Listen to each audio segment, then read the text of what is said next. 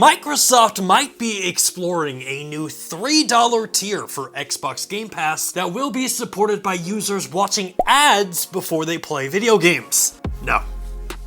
No. No. Are you listening?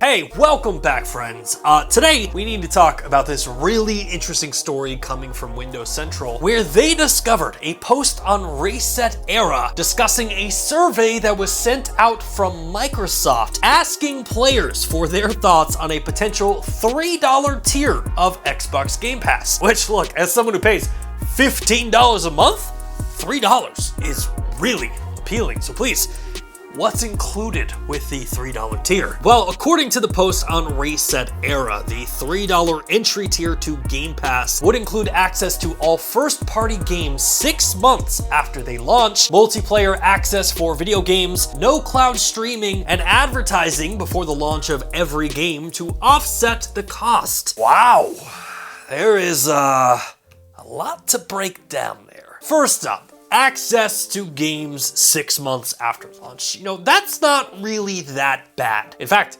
this might be a surprise to many of you. I kind of like that. Like, maybe it's because I have a very limited schedule and very rarely do I get to experience games as they come out. So having cost savings to access games after they launch, I gotta admit, that is kind of attractive to me. Plus, I mean, the obvious benefit to this would be the 6-month point. Most bugs and glitches have kind of been patched out. So when you do get to play the game, you're getting to play the best version of it. I'm totally in for that. Now, on to the multiplayer access. I mean, that really doesn't shock me. And honestly, it's kind of a no-brainer for Xbox at this point. I do have to say, it is kind of weird to be in 2023 and everyone is charging for multiplayer access. Like, Google Stadia did a lot of things wrong, but Stadia offering multiplayer access for free was actually something that they did really well. And it kind of made the platform feel next gen. And while obviously we have games like Fortnite and Warzone that still offer multiplayer access, in the case of other games, it does feel kind of weird to have to pay for a basic function that pretty much every game has these days. Which brings us to the $3 tier not having access to cloud streaming. And again,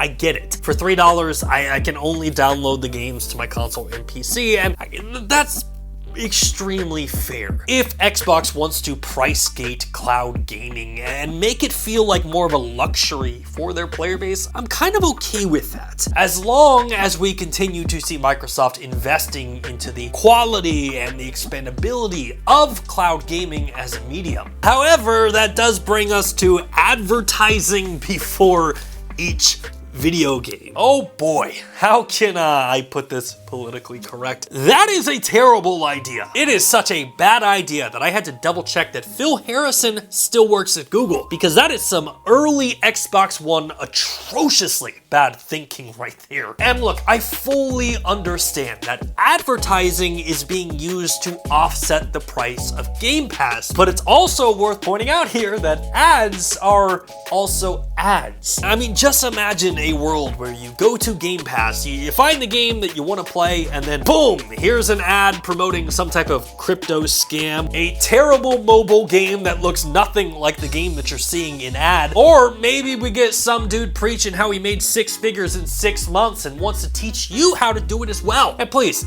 don't get me wrong here, there are definitely good ads out there, but the reality of the internet today is most ads feel like scams, or they feel like some dude telling me to eat liver and follow the 7 ancestral tenets. But again, even with all of that, I look at this story and I'm like, yeah, it kind of makes sense for Microsoft, and I get why Xbox would be interested. Microsoft's current entry-level subscription, Xbox Live, has over 100 million monthly active users. And let me tell you, I was talking about paying for multiplayer access in 2023 and how it feels dated. Xbox Live feels extremely dated. So the idea at Xbox would be, let's launch a $3 tier of Game Pass that we can transition all of those Xbox Live members to without upsetting them. Yes, we will lose money on the difference between Xbox Live and the $3 Game Pass tier, but we will more than make it up with the incoming ad revenue. And advertising to their gamers is something that Xbox has already been looking into, as today's story kind of goes hand in hand with Microsoft's recent patent filing that would provide personalized content, i.e. ads, for an unobtrusive online gaming experience. And look, I fully understand that this was just an idea floated onto a survey and it doesn't really mean anything. This